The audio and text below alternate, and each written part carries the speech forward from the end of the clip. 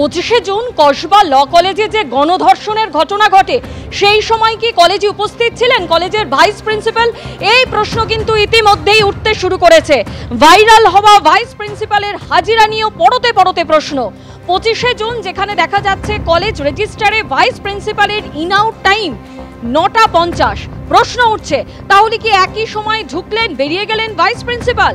9টা 50-এ কেন লেখা নেই সকাল কিংবা সন্ধে? আরও প্রশ্ন উঠছে সকাল 9টা 50 হলে কেন একই সময় ঢুকে বেরিয়ে গেলেন? বেরোনোর সময় রাত 9টা 50 হলে ধর্ষণের সময় কলেজেই ছিলেন তিনি।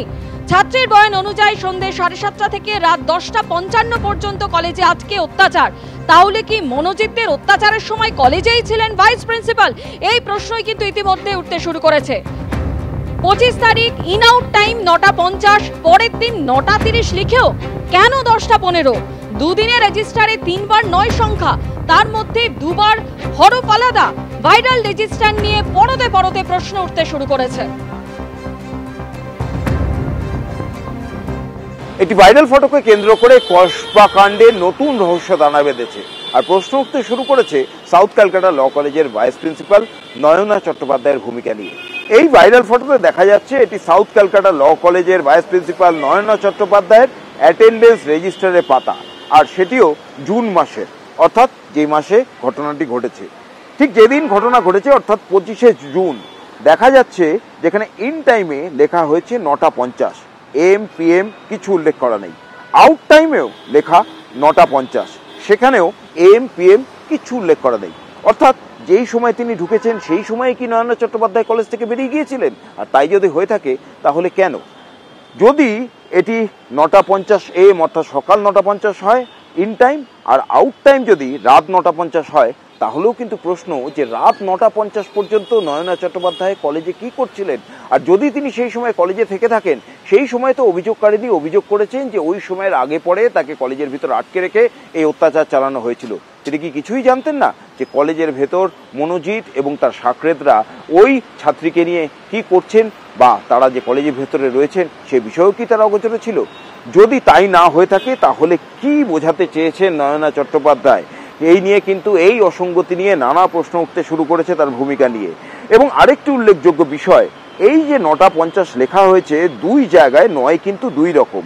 এই গোটা পাতা জুড়ে কিন্তু 9 3বার লেখা হয়েছে, আর সেখানে দেখা যাচ্ছে 9 2বার একই রকম।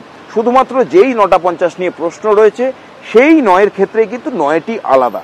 তাহলে এটা কি অনিচ্ছাকৃত কোনো ভুল, নাকি কিছু লুকানোর চেষ্টা চলছে?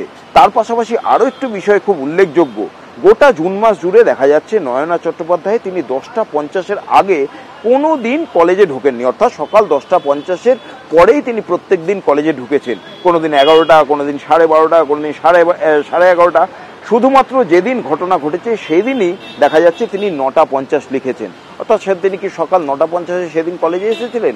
হঠাৎ করে এই দিনই কেন অন্য সময়, অর্থাৎ যে স্বাভাবিক সময় তিনি আসেন কলেজে তার থেকে অন্য সময় তিনি আসলেন, তা নিয়ে তো প্রশ্ন উঠছেই।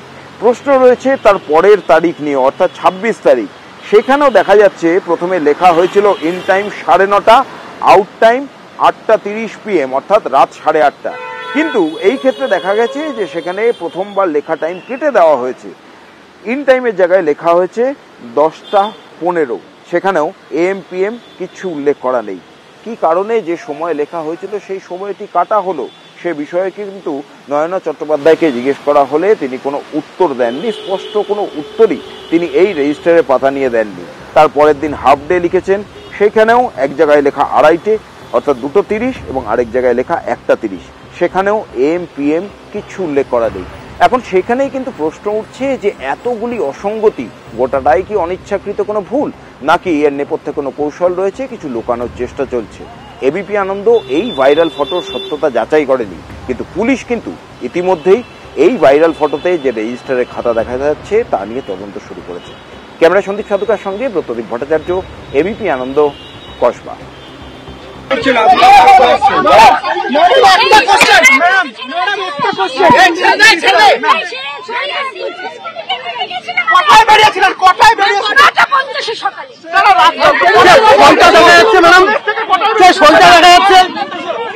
সইটা কি যে সইটা